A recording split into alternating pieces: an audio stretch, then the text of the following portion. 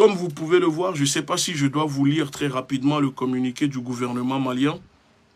Le communiqué dit que dans le dessein malsain de briser la dynamique de la refondation du Mali en groupuscule d'officiers et de sous-officiers anti-progressiste malien a tenté un coup d'État dans la nuit du 11 au 12 mai 2022. Ces militaires étaient soutenus par un État occidental. La tentative a été déjouée grâce à la vigilance et au professionnalisme des forces de défense et de sécurité du Mali.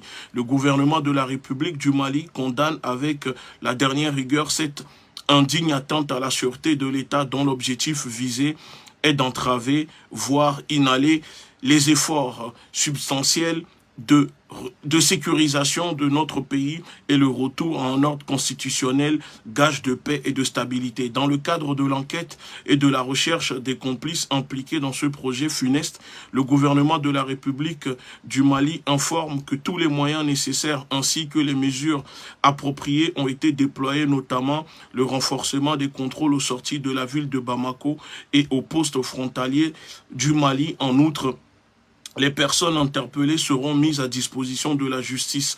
Le gouvernement de la République du Mali rassure que la situation est sous contrôle et invite les populations au calme. Voilà, que Dieu bénisse le Mali, Bamako, le 16 mai 2022, le ministre... Voilà le communiqué qui a été publié. Donc, puisque je ne vais pas rester longtemps, vous avez écouté le communiqué que je vous ai lu. Dans ce communiqué, c'est très simple, le gouvernement malien parle d'un pays occidental. C'est tout à fait normal que le gouvernement malien ne précise pas le nom de ce pays occidental pour ne pas créer un incident diplomatique. Mais moi, je vais vous donner quelques pistes, quelques informations supplémentaires.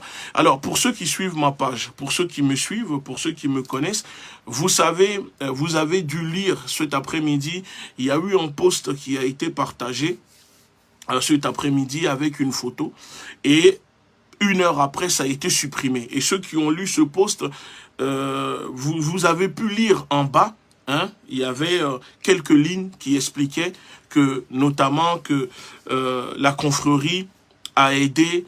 Voilà, ceux qui ont lu, je ne vais pas répéter la phrase, tant pis pour ceux qui n'ont pas lu ce post cet après-midi. Alors ce que je vais vous dire, moi je vais m'adresser à Macron. Monsieur Macron, qu'est-ce que vous croyez ?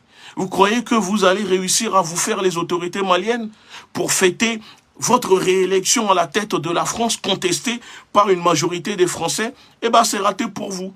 Oui, vous avez compris. C'est bien l'Élysée, c'est bien la France qui est derrière la tentative de coup d'État orchestrée depuis l'Élysée pour essayer de faire tomber les braves militaires à la tête du pays qui dérangent depuis des mois les autorités françaises. Il y a même des chances que ce direct soit supprimé après parce qu'en ce moment, Facebook ne cesse de nous menacer. Mais je tiens à dire à l'opinion nationale et internationale que la tentative de coup d'État contre les autorités maliennes a été orchestrée, planifiée, soutenue par l'État français, par l'oligarchie française, par l'Élysée. Et c'était une façon pour Macron. Macron a cru avec son gouvernement, avec Jean-Yves Le Drian, pouvoir faire ce coup d'État avant de remplacer Jean-Yves Le Drian parce que pour lui, il fallait absolument faire tomber les autorités maliennes. Donc ce coup d'État qui a été orchestré et déjoué par les autorités maliennes, il faut savoir qu'il y a bien évidemment des Africains, des personnes de nationalité africaine qui sont impliquées dedans. Des personnes qui sont venues du pays voisin. Je ne vais pas citer de pays pour que ça puisse créer des polémiques, mais ce sont des personnes venues du pays voisin. Et dans ce coup d'État déjoué par les autorités maliennes, il y a aussi... quelques journalistes français, ceux qui sont allés voir les personnes au Mali pour essayer de les recruter, de les manipuler et de les ramener dans ce plan pour essayer de déstabiliser les autorités. Et souvenez-vous, j'avais fait un live ici pour vous annoncer que il y avait des journalistes français qui se rendaient à Bamako pour recruter, pour essayer de recruter des personnes pour que ces personnes puissent les aider à faire tomber les autorités maliennes. Alors, sachez-le que les autorités maliennes ont mis la main sur ces militaires, ces endocolons que l'État français a voulu utiliser pour faire tomber Goïta et son gouvernement, grâce à la bravoure et à la vigilance des autorités maliennes, les militaires ont pu déjouer ce plan. Maintenant, il y a quelques complices qui sont recherchés en ce moment, et donc les autorités maliennes, si tout se passe bien, réussiront à mettre la main sur eux. Mais c'est encore pour vous dire que tellement que les autorités maliennes, tellement que le gouvernement malien dérange l'impérialisme français, que l'impérialisme fait tout, met tout en œuvre, met tous les moyens possibles pour essayer de faire tomber les autorités maliennes. Mais cher Macron, pourquoi vous n'arrivez pas à dormir? Qu'est-ce qui vous dérange? Pourquoi cela vous dérange tant? Occupez-vous des Français, laissez le Mali tranquille. Mais sachez-le que vous n'allez pas réussir, parce que en faisant ce que vous avez essayé de faire, maintenant les autorités maliennes vont se renforcer encore plus. Et ensemble, nous allons augmenter notre vigilance, parce que ce coup d'État raté de l'oligarchie française ne sera pas le dernier, sûrement le premier ni le dernier. Donc nous appelons les Africains, les Maliens à la plus grande vigilance. Soyez vigilants. Si vous voyez quoi que ce soit, n'hésitez pas à informer les autorités maliennes. N'hésitez pas à informer la police, la gendarmerie. Parce que cette fois-ci, nous sommes dans une lutte pour la libération de l'Afrique.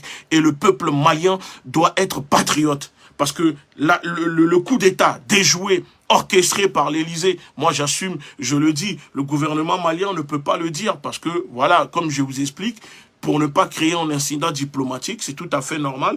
Mais je vous dis que ce coup d'État a été orchestré depuis l'Élysée et c'était un plan préparé pour essayer de faire tomber les autorités maliennes après la réélection de Macron, pour fêter la réélection de Macron. Mais c'est raté.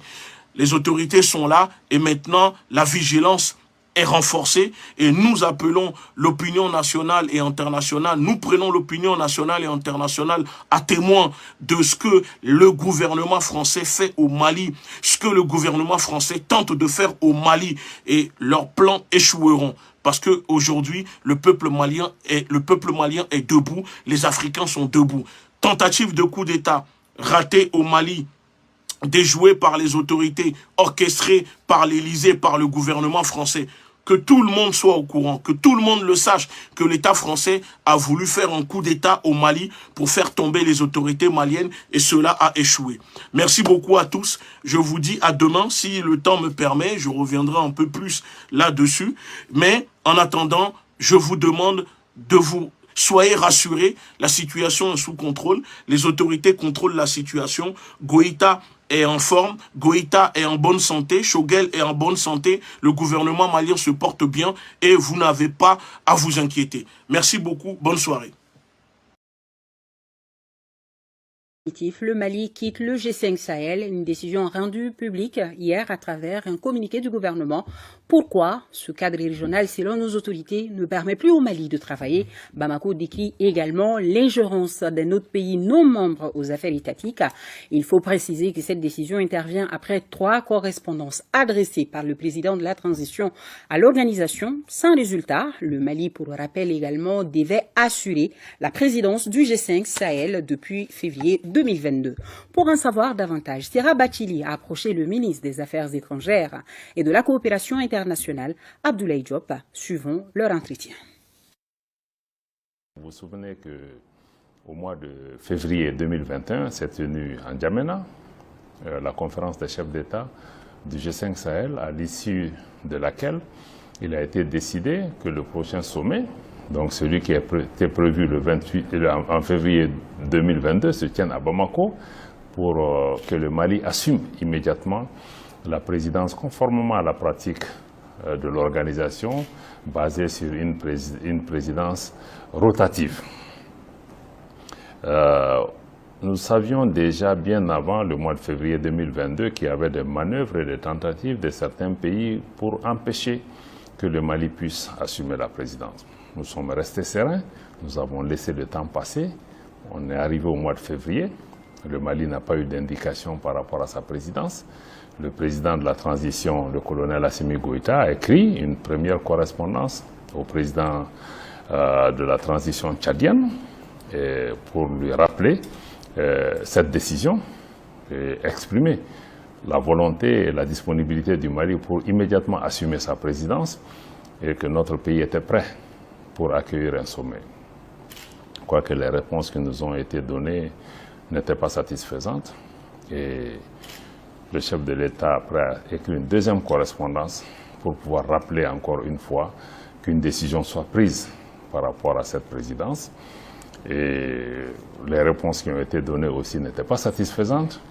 Et le président de la transition a écrit une troisième lettre dans laquelle il a indiqué qu'il était important et impérieux que la décision soit prise pour que le Mali assume cette présidence conformément à la pratique de l'organisation, conformément au texte de l'organisation et conformément à la décision de la conférence des chefs d'État de février 2021.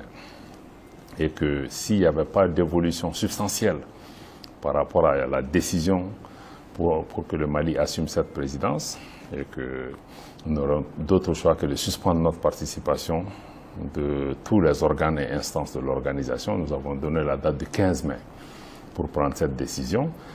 La dite lettre du président de la transition a été faite le 22 avril. Donc nous avons donné assez de temps. Donc c'est ce délai qui est arrivé à terme hier. Bon, le Mali n'ayant pas de réponse par rapport à cela, ne pouvait que s'assumer. Parce que, nous sommes dans cette organisation qui est basée sur des textes. Les textes ne sont pas observés. Nous sommes dans cette organisation parce qu'il y a des décisions qui ont été prises. Ces décisions ne sont pas observées. Et pire, c'est que la base sur laquelle le Mali est empêché d'assumer la présidence ne tienne pas. Ne tiennent pas parce que, certains mettent en avant la situation politique interne du Mali avec la transition qui est en place, mais aucun texte du G5 Sahel n'est basé sur des considérations politiques ou des considérations liées à des évolutions politiques à l'intérieur du Mali. Et le pays, le Tchad, qui assume aussi la présidence, est conduite par une transition, comme au Mali. Et aucun texte de l'organisation ne vise cela, et aucun texte ne prévoit aussi que le G5 peut endosser ou entériner des décisions, parce que certains ont dit qu'il faut que le G5 Sahel applique les sanctions qui ont été adoptées par la CEDEAO et par l'UEMOA. Donc, sur toute la ligne, la question ne tient pas. Et pire encore, c'est que c'est un État non membre du G5 Sahel, un État extra-régional qui tire les ficelles dans cette matière, qui a pratiquement mis un veto pour que le Mali puisse assumer la présidence du G5 Sahel. Donc nous trouvons que c'est une instrumentalisation et une ingérence inacceptable et que le Mali doit en tirer toutes les conséquences. Parce que le Mali est État membre, le Mali paye près de 400 millions de francs CFA de contribution annuelle et je dois rappeler que le Mali est le pays qui est le plus à jour dans ses contributions au sein du G5 Sahel. Comment des États qui sont non membres peuvent avoir plus de droits que le Mali dans cette organisation? C'est toutes ces questions qui nous ont amenés à tirer les conclusions que le Mali n'avait plus sa place au sein de cette organisation et qu'il fallait prendre cette décision et notifier aux uns et aux autres. Monsieur le ministre, certains analystes pensent que le Mali ouvre une nouvelle page risquée dans la gestion de la lutte contre le terrorisme. Est-ce qu'il y a un risque que le Mali court en quittant le G5 Sahel aujourd'hui? Le fait de partir du G5 ouvre un espace qu'il faut devoir combler. Et nous pensons que nous allons en tout cas continuer à travailler avec les uns et les autres sur la base d'une relation bilatérale. Et bon, je dois vous dire aussi que le G5 avait aussi un rôle à jouer qu'il n'a pas pu jouer entièrement. Mais je crois que ce n'est pas dire que les avis sont partagés. Le Mali est parti parce que nous pensons que les principes cardinaux ne sont pas respectés. Nous sommes un État souverain, cette souveraineté doit être observée. Nous pensons que le Mali doit être respecté. Et nous pensons qu'une organisation ne peut pas être fondée sur 2 poids, 2 mesures. Donc pour nous, si ces principes ne sont pas observés et que la dignité du Mali n'est pas respectée, il n'y a pas de raison. Nous ne pouvons pas continuer dans cette organisation parce que même le travail technique qui doit être fait sur le terrain ne se fera pas. Parce qu'on considère qu'il y a des pays qui sont plus égaux que d'autres dans la même organisation. Et pour nous, le Mali est au-dessus de toute autre considération. Donc il faut comprendre que les relations bilatérales se maintiennent. Ce sont les relations G5 Sahel qui sont rompues aujourd'hui. Nous sommes sortis du G5 Sahel. Ce cadre régional ne nous permet plus de pouvoir travailler, mais le Mali maintiendra ses relations amicales et de fraternité et de coopération avec la Mauritanie, avec le Niger, avec le Burkina, avec le Tchad. Et le Mali œuvrera avec chacun de ces pays dans le cadre bilatéral ou dans d'autres cadres appropriés pour travailler sur des questions de développement, sur des questions de coopération, sur des questions d'intégration, comme sur des questions de sécurité. Le retrait sera-t-il fait avec effet immédiat? Absolument. Et une notification est faite au président en exercice. Une notification aussi sera faite par les canaux appropriés auprès des États dépositaires de la Convention et du secrétariat exécutif du G5 Sahel. Et maintenant, les modalités pratiques nous seront indiquées par rapport à la mise en application de cette décision-là. Les Maliens peuvent-ils être rassurés par rapport à cette décision, Monsieur le ministre? Moi, je crois qu'il n'y a pas de raison à ce que les Maliens ne soient pas rassurés, parce que il n'y a pas un vide particulier que le G5 laisse sur le terrain, parce que le travail qui doit être fait est en train d'être fait par les forces de défense et de sécurité du Mali, que je tiens à saluer au passage pour les opérations remarquables qui sont en cours, mais aussi pour leur sacrifice pour la défense de l'intégrité territoriale. Je ne suis pas le ministre de la Défense, mais je crois qu'en son nom et au nom du gouvernement, je peux rassurer les uns et les autres que nous sommes en mesure de pouvoir travailler pour sécuriser notre... La team, voilà donc l'évolution du combat. Les tentatives de coup d'État par-ci, la sortie du G5 Sahel par le Mali, toutes ces décisions rocambolesques qui sont en train de se prendre dans ces dernières heures sont très très importantes. La team, abonnez-vous, likez, partagez et activez la cloche de notification pour ne pas rater nos prochaines publications.